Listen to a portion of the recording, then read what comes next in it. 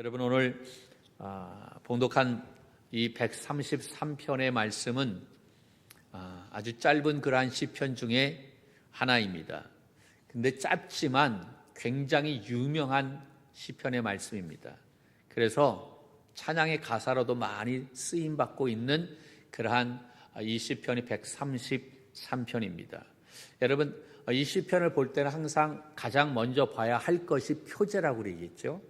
여러분 표제를 보면 뭐라고 되어 있습니까? 누구의 시라고 되어 있죠? 다윗의 시라고 되어 있어요. 다윗의 시. 그러면서 곧 어디에 올라가는 노래? 성전에 올라가는 노래. 120편서부터 134편은 성전에 올라가는 노래라고 그렇게 말씀을 드렸어요. 할렐루야. 성전에 올라가면서 우리가 이 120편서부터 134편의 그러한 말씀을 노래하고 또 읊조리고 그러면서 성전에 올라왔다라고 하는 거죠. 우리들도 오늘 이 예배당에 오면서 성전에 오면서 그냥 오는 것이 아니라 찬송하면서 할렐루야 이 시편의 말씀을 묵상하면서 오면 더 큰 은혜가 임하는 줄로 믿습니다. 할렐루야.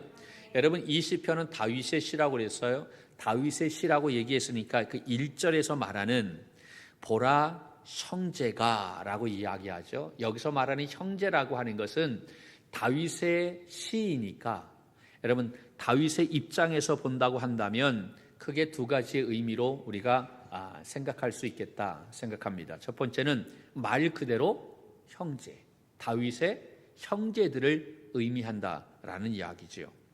이스라엘 백성들이 1년에 3번 6월절, 7.7절, 초막절 이 세 개의 절기를 지키기 위해서 뿔뿔이 흩어졌던 식구들이 어디로 향하게 됩니까? 예루살렘 성전으로 향하죠. 거기에서 제사를 드리고 하나님 앞에 예배를 하게 됩니다. 이때에 각기 흩어졌던, 각기 출가했던 그리고 타지에 갔던 가족들이 다 그 예루살렘에서 만나게 된다라는 이야기죠.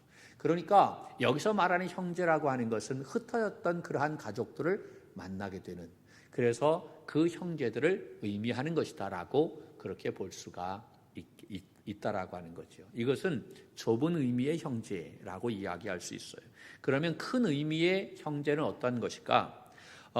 이스라엘 전체의 모든 백성들을 의미한다라고 그렇게 이야기할 수 있을 것입니다. 굳이 그 형제를 혈연 관계로 국한시킬 필요 없이 그것과 함께 한 공동체, 한 민족, 한 나라를 의미한다라는 이야기입니다. 지금 다윗은 이스라엘 나라의 왕입니다. 그렇죠? 그 왕으로서 그의 삶 속에서 가장 기쁘고 즐거운 일이 바로 무엇인가? 그것이 바로 형제들이, 다시 말해서 온 나라 백성들이 합력하고 마음을 다하고 연합하고 동거하는 것. 할렐루야. 그것이 왕으로서 가장 기쁜 일이고 즐거운 일이고 감사한 일이다라는 사실을 말하고 있는 거예요. 그러니까 1절 이 말씀 속에서 이야기하는 이 형제는 가족을 포함해서 이스라엘 민족 공동체를 말한다라고 이야기할 수 있는 것이지요. 자, 그렇다고 한다면 여기에서 이 형제라고 이야기한 다윗의 입장에서 말하는 이 형제는 왕으로서의 그러한 모습에서 형제로 이야기하는데, 그렇다고 하면 모든 이스라엘 백성들을 다 의미한다. 그렇다고 한다면 여기에는 그 다윗에 대해서 우호적인 사람뿐만 아니라 적대적인 태도를 가지고 있는 백성들까지 다 포함하고 있다라는 사실입니다. 그 모두가 다 포함이 되어져 있는 거예요. 다윗은 그가 왕이 됐을 때 모든 사람들이 다 좋아한 것이 아니었어요. 그를 싫어한 사람들도 있었어요.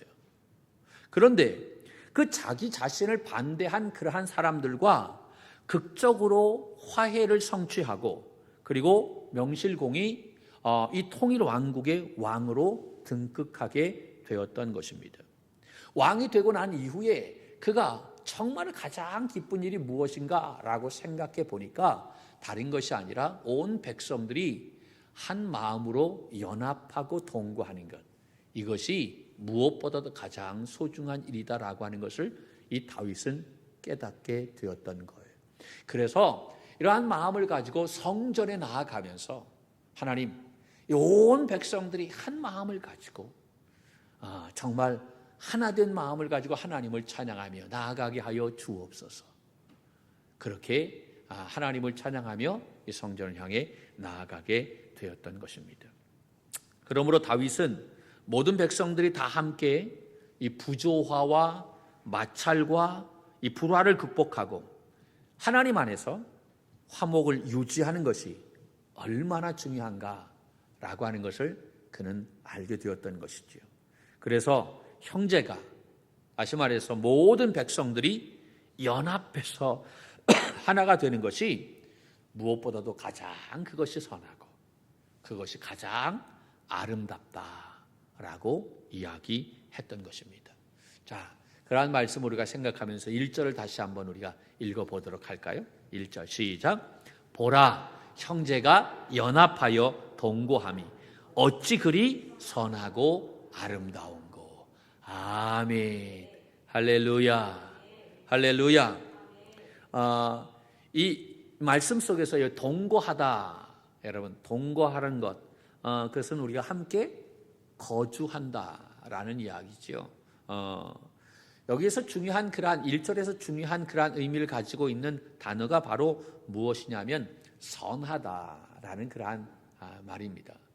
이 형제가 연합해서 동거하는 것, 원어에 보면 연합이라고 하는 것은 없어요. 동거라고 하는 것이 나와 있고, 그리고 선하다라고 하는, 이 선하다라고 하는 것이 이 히브리 말로 원어로 보면 무슨 말이냐면 토부라고 이야기합니다.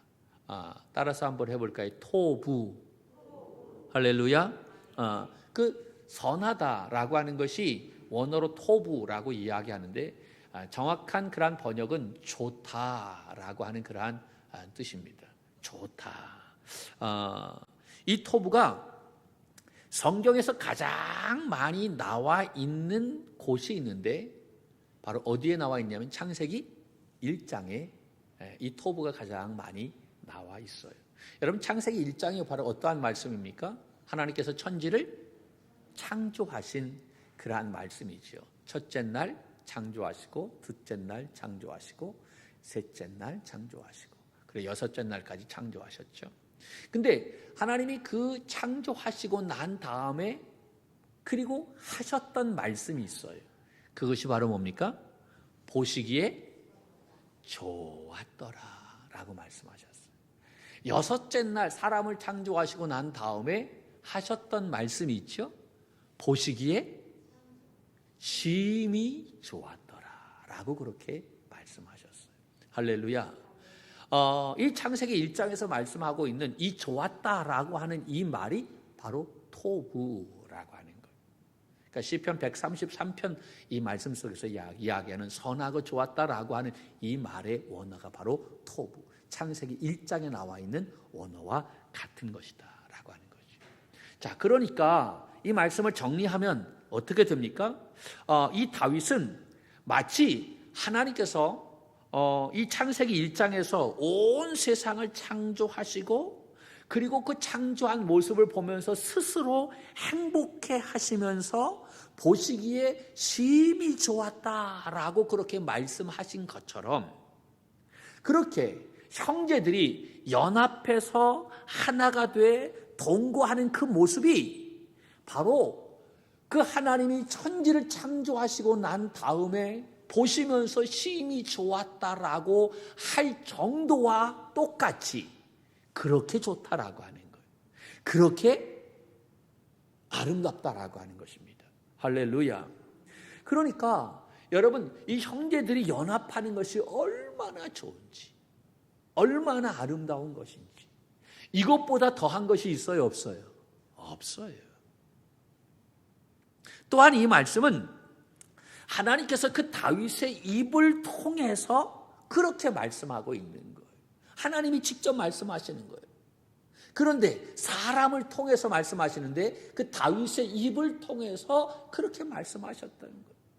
형제가 연합해서 하나가 되어지는 것, 그것이 나에게 있어서 가장 아름답고 선하다, 가장 좋다. 내가 이 세상을 창조하고 난 다음에 그것을 보고 좋았다라고 할 정도로, 그 정도로 좋은 것이 바로 너희들이 연합해서 하나가 되어지는 것, 그것이 바로 내 마음을 기쁘게 한다라고 그렇게 말씀하고 있는 거예요. 여러분, 성경의 원저자는 바로 누구입니까? 하나님이시잖아요. 그렇죠? 믿습니까? 하나님이 이 성경의 저자 아니겠어요? 그러니까 하나님께서 그 다윗의 입을 통해서 그렇게 말씀하신 거예요. 형제가 서로 연합하고 한 마음을 갖고 한 뜻을 갖고 서로 존중하고 서로 용납하는 것, 그것이 얼마나 좋은가 하면 창세기 1장에 마치 하나님께서 온 세상을 창조하셨을 때에 심히 좋았던 것과 같이 그 정도로 선하고 아름답고 좋다라고 하는 것입니다. 할렐루야, 할렐루야. 여러분, 이러한 것을 보면 다윗은 하나님이 무엇을 좋아하시는지 너무나 잘 알았던 그러한 사람이었다는 거예요. 그가 이 사실을 언제 깨달았냐면 왕이 되고 난 이후에 그는 이 사실을 알게 되었다는 거예요. 그는 사울에 이어서 이스라엘 왕이 되어졌어요. 그런데 그가 왕이 되어졌을 때 모든 사람들의 전폭적인 지지를 다 받은 것이 아니었어요. 사무엘로부터 기름 부음을 받고 난 이후에 22년이 지났어요. 바로 왕이 되지 않았어요. 얼마나 많은 그러한 일들이 그 22년 동안 있었는지 몰라요. 말로 다 표현할 수 없겠지요. 그리고 나서 왕이 되어졌어요. 왕이 됐는데 모든 이스라엘의 통합된 왕으로서 그가 즉위한 것이 아니었어요. 헤브론에서 유다 지파의 왕으로 그렇게 그가 세워지게 되어졌어요. 그는 그 헤브론에서 유다 지파의 왕으로서 7년 6개월 동안 그가 왕 노릇을 하다가 그 이후에 비로소 이스라엘의 통합 왕이 되었다는 거예요. 왕이 되어가지고 33년 동안 이제 이스라엘 다스리게 되었는데, 그가 그렇게 맨 처음에 왕이 되어졌을 때 모든 사람들의 지지를 받지 못했던 이유 가운데 하나가 바로 뭐냐면 이스라엘의 초대 왕이 사울이었어요. 여러분, 사울은 어떤 지파 사람이냐면 베냐민 지파 사람이었어요. 이때 당시의 왕은요, 여러분, 그 왕이 죽으면 누가 왕이 됩니까? 그 아들이 되잖아요. 그러니까 베냐민 지파였으니까 그의 사울의 아들 요나단이 왕이 되어야 하는 거예요. 베냐민 지파에서 왕이 세워져야 되는 거예요. 그런데 다윗은 베냐민 지파가 아니라 유다 지파였다는 거예요. 그러니까 다윗이 왕이 될 때에 가장 적극적으로 반대했던 사람들이 바로 누구입니까? 바로 베냐민 지파 사람들이었다라고 하는 거죠. 그들이 목숨을 걸고 다윗이 왕이 되어지는 것을 반대했던 거예요. 사울도 이 다윗이 인기가 올라가게 되니까 그 다윗을 죽이려고 얼마나 쫓아다녔습니까? 그는 맨 처음서부터 통합왕이 되지 않았어요. 모든 사람들의 지지를 받지 않았어요. 반대하는 사람들이 굉장히 많이 있었다라고 하는 거지. 그런데 이 다윗은 자기가 왕이 되어졌을 때 그 반대하는 사람들, 그들을 강압적으로 통합하지 않았다라고 하는 거예요. 그들을 쳐내지 않았다라고 하는 거예요. 충분히 기다리면서 화해를 촉구했고, 그래서 비로소 헤브론에서 유다의 왕이 되어지고 난 이후 7년 6개월 만에 이스라엘의 통합 왕이 되었던 것입니다. 이렇게 다윗은 모든 백성들이 다 함께 이 부조화와 마찰과 불화를 극복하고 하나님 안에서 화목을 유지하는 것, 그것의 귀중함이 얼마나 중요한지 그는 왕이 되고 난 이후에 알았던 거예요. 증오와 질투 속에서 벌이는 이 비생산적인 대립을 극복하고 한 형제로서 피차간의 화목과 사랑을 회복함이 가장 소중한 일이다 라고 하는 것을 그가 깨달았던 것입니다. 그래서 그는 통합왕이 되고 난 이후에 성전에 올라가면서 그가 고백했던 것이 형제가 연합하고 동거하는 것이 이 세상에서 가장 선하고 가장 아름다운 일이다 라고 하나님 앞에 고백하며 찬양하며 나아가게 되었던 거예요. 할렐루야. 여러분, 우리도 하나님 앞에 나오게 될 때에 정말로 우리의 삶 속에서 가장 선하고 가장 아름다운 것이 바로 뭘까요? 그것은 다른 것이 아니라 우리가 하나가 되는 것인 줄로 믿습니다. 할렐루야. 저희 어머님도 항상 저에게 그러한 말씀을 하셨어요. 제가 어릴 때부터 이제 객지 생활을 했기 때문에 집에 내려가면 항상 만나면 보면 이러한 말씀하셨어요. 야, 아들아, 너는 동생과 형제 우애가 있어야 된다. 너는 형이니까 동생을 잘 이렇게 우애하게 사랑하고 이렇게 이끌어야 된다. 형제 우애를 제일 먼저 하셨어요. 그러면서 하시는 말씀이 콩이라도 반쪽을 나누어 먹어야 된다라고 얘기했어요. 아니, 그 콩 반쪽 먹을 게 뭐가 있어요? 그런데 그 콩 한쪽도 반으로 날라서 이 동생과 함께 나누는 그러한 모습이 되어야 한다. 계속 말씀하셨어요. 맨 처음에 그게 무슨 뜻인지 잘 몰랐지요. 엄마가 그냥 이야기하니까 네, 알았어요 라고 이야기했는데 제가 이제 성장해서 자녀를 키우다 보니까 그 어머니의 마음을 알겠더라고요. 부모로서 가장 큰 행복이 바로 뭡니까? 그 형제들이 서로 연합하고 사랑하는 것이 가장 부모로서 가장 큰 행복과 기쁨 아닙니까? 여러분, 부모에게 가장 불효하는 것이 바로 뭐예요? 부모 앞에서 형제들이 치고받고 싸우는 거예요.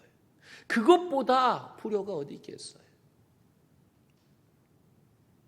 그런데 이것은 하나님도 마찬가지다라고 하는 거예요. 하나님이 가장 원하시는 것이 바로 뭐냐? 우리 믿음의 성도들이 이 하나님 앞에서 서로 하나가 되고 서로 세우고 서로 용납하고 할렐루야 함께 거하는 것, 그것을 하나님이 가장 기뻐하신다는 사실을 믿으시기를 바랍니다. 그러므로 우리가 예수 그리스도 안에서 하나 된 우리 믿음의 성도들이 이 하나를 지키는데 최선을 다하는 우리 믿음의 동역자들이 되어야 할 줄로 믿습니다. 자, 오늘 본문의 말씀을 보면 이 형제가 연합해서 하나가 되는 것이 얼마나 좋은지 여러분 직유법을 써서 말씀하고 있는 것을 보게 됩니다. 그런데 오늘 이 말씀 속에 나와 있는 이 직유법은 참 우리가 이해하기 굉장히 어려운 그러한 말씀입니다. 원래 이 직유법은요, 그 의미를 금방 알 수 있어요. 그게 바로 직유법입니다. 예를 든다면 이런 거예요. 당신의 입술은 앵도와 같아. 여러분 연애할 때 많이 이런 표현 쓰잖아요. 당신의 입술은 무엇과 같다? 앵도와 같다. 이게 직유법이에요. 당신의 입술이 앵도와 같이 아주 작고 그리고 붉고 그리고 아주 이쁘다라고 하는 그런 표현 아닙니까? 할렐루야. 여러분 사랑합니다. 반응이 없으시네. 할렐루야. 그렇죠? 하나 더 해볼까요? 당신의 눈은 호수와 같다. 아니요, 처음 들어봐요? 이런 거? 이런 표현을 처음 들어보시냐고요. 다 그냥 멀뚱멀뚱 그렇게 쳐다보시는데 이게 바로 직유법이에요. 당신의 눈이 호수와 같다. 호수처럼 당신의 눈이 크고 그리고 맑고 그리고 깨끗하다라고 하는 거예요. 이해가 되시죠? 이것이 바로 직유법입니다. 이 직유법은 그 의미를 우리가 금방 알 수가 있어요. 그런데 오늘 이 본문에 나와 있는 이 말씀도 지급법인데, 그런데 이 본문의 말씀은 우리가 이해하기가 굉장히 어려워요. 쉽지 않아요. 오늘 본문 말씀 뭐라고 얘기합니까? 형제가 연합하여 동거하는 것을 이렇게 표현하고 있어요. 2절에 보면 이렇게 나와 있어요. 한번 볼까요? 2절 시작. 머리에 있는 보배로운 기름이 수염 곧 아론의 수염에 흘러서 그의 옷깃까지 내림 같고. 아멘. 할렐루야. 지급법인데 도대체 이 말이 무슨 말인지 감이 안 와요. 어려워요. 굉장히 어려워요. 형제가 연합한다는 것이 바로 무엇과 같으냐? 머리에 보배로운 기름이 있는데 그 기름이 수염 있잖아요. 수염. 아론의 수염에 흘러서 그것이 옷깃까지 내리는 것과 같다라고 그렇게 이야기하고 있는 거예요. 이것은 이 다윗이 레위기 8장의 말씀을 염두에 두고 이야기하는 거예요. 그러니까 레위기 8장의 말씀을 이해하지 못하면 이 말씀을 이해하기가 좀 곤란하다라고 하는 이야기지요. 여기서 보배로운 기름이라고 하는 것은 좋은 기름을 이야기합니다. 최상의 기름을 이야기합니다. 이것은 거룩한 용도에 쓰일 물건이나 또한 사람을 성별할 목적으로 사용하기 위해서 이 기름을 만드는 거예요. 이것을 좀 어려운 말로 이야기하면 관유라고 이야기합니다. 한번 따라해 볼까요? 관유. 할렐루야. 이 관유를 이 구약 시대에는 왕이 되거나 제사장이 될 때 이 관유를 부었어요. 그 사람을 구별했다라고 하는 거지. 그래야 그 사람이 하나님의 쓰임에 합당한 사람이 될 수가 있어요. 출애굽기 30장 22절 23절 말씀에 보면 이 관유를 어떻게 만드느냐 그것에 대해서 나와 있는데 5가지의 재료를 가지고 정해진 비율로 혼합해서 만들어야만 됐어요. 아무렇게나 만드는 것이 아니었어요. 모략과 육개와 창포와 계피와 거기에다가 올리브 기름, 감람유를 섞어가지고 이 기름을 만들었다라고 하는. 그러면 그것이 거룩한 기름이 되는, 관유가 되는 거예요. 이 관유를 가지고 이 성전에 쓰여 있는 이 사용되는 모든 기구들을 그 관유로 발랐어요. 그러면 그 기구들이 거룩하게 되는 거예요. 물두멍, 또 금촛대, 분향단, 이런 성막의 모든 기구들을 그냥 사용하는 것이 아니라 이 관유로 발랐다라고 하는. 뿐만 아니라 대제사장이었던 아론과 그의 아들들, 제사장들도 이 관유를 사용해서 그들을 거룩하게 구별했다라고 하는 거예요. 그 관유로 그들을 구별하지 않으면 하나님 앞에 나아갈 수가 없어요. 그 사명 감당할 수가 없다라는 사실이지. 그러니까 이 관유는 무엇을 의미하느냐라면 예수 그리스도의 보혈을 의미한다라는 이야기. 이 관유가 부어져야만 되는 거예요. 예수 그리스도의 보혈이 부어져야만 되는 거예요. 오늘 우리가 찬양했죠. 보혈을 지나 하나님 품으로, 보혈을 지나 아버지 품으로, 보혈을 지나 하나님 품으로 한 걸음씩 나아가네. 할렐루야. 예수 그리스도의 보혈로 우리가 덮어져야, 예수 그리스도의 보혈로 우리가 기름 받아야 우리가 거룩하신 하나님 앞으로 한 걸음씩 한 걸음씩 나아갈 수 있다라고 하는. 그 예수 그리스도의 보혈이 우리의 모든 죄를 다 씻어주는 줄로 믿습니다. 우리의 허물을 다 덮어주는 줄로 믿습니다. 그래야 우리가 거룩하신 하나님 앞에 나와서 예배할 수 있다라고 하는. 그 보혈이 우리에게 덮어지지 않으면 하나님을 만날 수가 없는 거예요. 믿습니까? 그래서 이 관유는 바로 예수 그리스도의 보혈을 의미한다. 또 하나는 바로 성령을 의미하는 거예요. 여러분, 연약한 믿음의 성도들이 하나님 앞에 쓰임받기 위해서는 이 성령의 기름 부음을 받아야 될 줄로 믿습니다. 그래야 우리가 능력 있게 그 사명 감당할 수가 있다라고 하는 사실이지요. 할렐루야. 성령의 기름은 우리를 능력의 사람으로 변화시키는 줄로 믿습니다.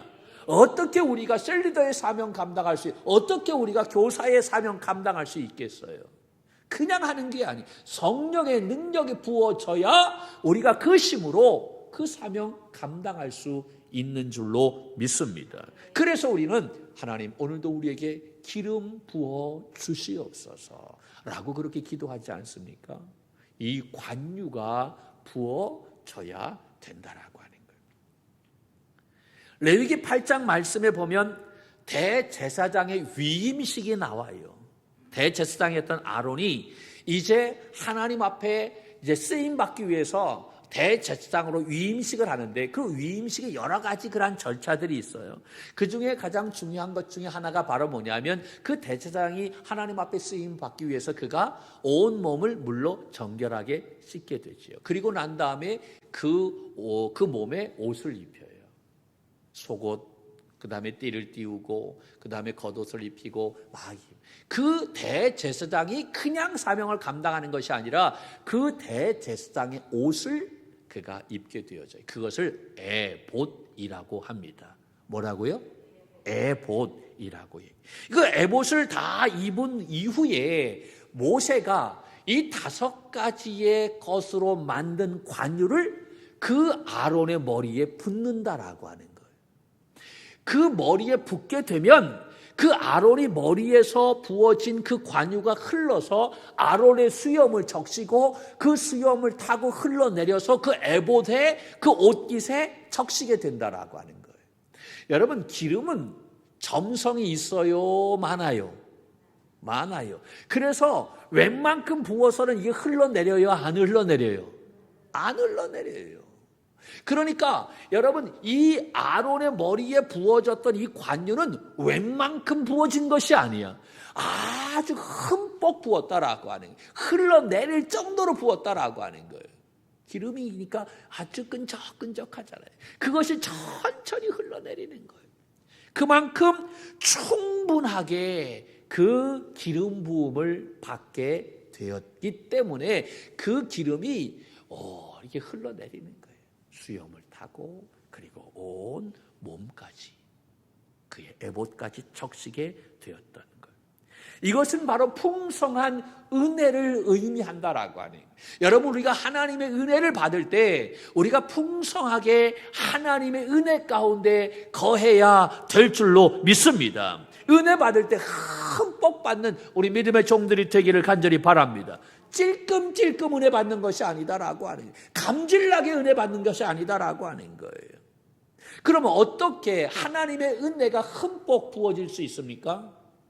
여러분, 신년 축복 성회 때 말씀을 들었죠. 시편에 나타난 그러한 예배, 여러분, 그 예배에 하나님의 보좌 앞에 나아가기 위해서, 하나님의 심장 앞에 가까이 나아가기 위해서 우리가 어떻게 해야 되느냐? 하나님의 은혜가 부어질 때마다 우리가 거기에 적절하게 무엇해야 된다?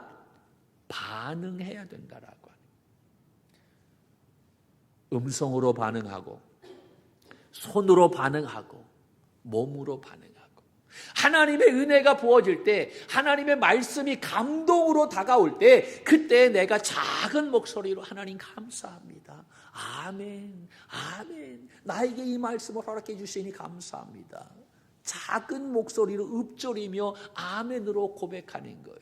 그것이 내가 충분하지 못하면 더 큰 소리로 할렐루야 하면서 큰 소리로 하나님 앞에 반응하는 거예요. 그렇게 반응하면 하나님은 우리에게 더 큰 은혜를 부어주시는 줄로 믿습니다. 그 은혜가 부어질 때 우리는 손뼉을 치면서 손을 들면서 또 반응하는 거예요. 그러면 하나님은 더 놀라운 은혜를 부어주시는 거예요. 그러면 우리는 그것을 감당할 수 없어서 몸으로 일어나서 경배하며 무릎을 꿇고 하나님 앞에 반응한다라고 하는. 그러면서 우리는 더 가까이 하나님의 심장 앞으로 가까이 나아가게 되는 줄로 믿습니다. 하나님의 발등상 앞까지 가까이 나아가게 되는 줄로 믿습니다. 그럴 때 부어지는 은혜가 바로 이러한 거예요. 흠뻑 젖는 머리에서부터 흘러서 아론의 수염을 타고 내려서 나의 옷깃까지 적시게 되는 줄로 믿습니다. 이러한 풍성한 은혜가 우리에게 부어져요. 오늘 우리의 예배가 이러한 예배가 되기를 주님의 이름으로 간절히 축복합니다. 그러기 위해선 우리가 적절하게 반응해야 된다라고 하는 거예요. 눈치 보는 것이 아니라 손을 들고. 여러분, 이 손 올라가는 게 이게 아무나 올라가는 게 아니에요. 천하장사도 이게 아무렇게 올라가지 못해요. 성령의 기름 부으심이 임해야만 이거 올라가는 거예요. 오른손 올라가는 것이요 10년 걸리는 사람이 있어. 그리고 10년이 더 걸려야 왼손까지 올라가. 이게 그냥 올라가는 게 아니에요. 차고 넘치는 것을 이야기하는 거예요. 차는 것, 그것으로 끝나는 것이 아니라, 나만 좋은 것이 아니라 차고도 넘쳐나서 내 주변에 있는 사람들에게 선한 영향력을 주어야 되는 줄로 믿습니다. 흘러서 넘치잖아요. 믿습니까? 이렇게 공동체가 풍성하게 하는 은혜가 어디에서부터 시작이 되어지느냐? 너무나 아이러니하게도 서로 연합하는 데서 이루어진다라고 하는 거예요. 그러니까 교회 공동체의 가장 중요한 것 중에 하나가 무엇이냐 하면 하나 되는 것임을 믿으시기를 바랍니다. 할렐루야. 여러분, 그러니까 형제가 연합하여 하나가 되지 않으면 이 은혜가 부어진다, 안 부어진다? 안 부어진다라고 하는 거예요. 이해가 되십니까? 에베소서의 말씀은 바울이 교회론에 대해서 이야기하고 있어요. 그 바울이 교회의 가장 중요한 사명 가운데 하나가 무엇이라고 이야기하냐면, 하나님도 하나이고 성령도 하나이고 예수님도 하나이고 몸도 하나이고 부르심도 하나이고 믿음도 하나이고 세례도 하나이니 우리가 하나가 되어야 한다라고 말하고 있는 것 아니겠어요? 할렐루야. 우리는 그 한 부르심을 받은 믿음의 성도인 줄로 믿습니다. 할렐루야. 그러므로 우리가 이 하나가 된 것을 힘써 지키라라고 이야기했어요. 이렇게 하나가 된 것을 힘써 지키게 될 때에 이러한 은혜가 머리에서부터 부어져서 그것이 흘러차고도 넘쳐나 우리의 온 몸을 적시게 되는 줄로 믿습니다. 할렐루야. 하나 돼. 용납하는 것. 여러분, 하나님이 이 하나 되는 것을 얼마나 귀하게 여기시는지 우리가 그것을 알아야 될 줄로 믿습니다. 교회는 하나 되어야 합니다. 우리의 셀이 하나 되어야 합니다. 우리의 가족이 하나가 되어야 할 줄로 믿습니다. 하나가 될 때 주의 사명 감당할 수 있어요. 하나가 될 때 주님의 영광 드러날 수 있어요. 우리의 하나됨을 통해서 그 주님의 마음을 시원하게 해드리는 믿음의 종들이 되기를 축복합니다. 형제가 연합하여 하나 되는 것, 그것이 이 세상에서 가장 선하고 가장 아름답다라는 것입니다. 여러분, 이 한 주간도 그 선하고 그 선과 아름답고 그 미가, 그 선과 그 미를 우리가 추구함으로 말미암아 정말 이 하나님의 마음을 기쁘시게 해드리는 우리 선한 청지기들이 되기를 주님의 이름으로 간절히 축복합니다.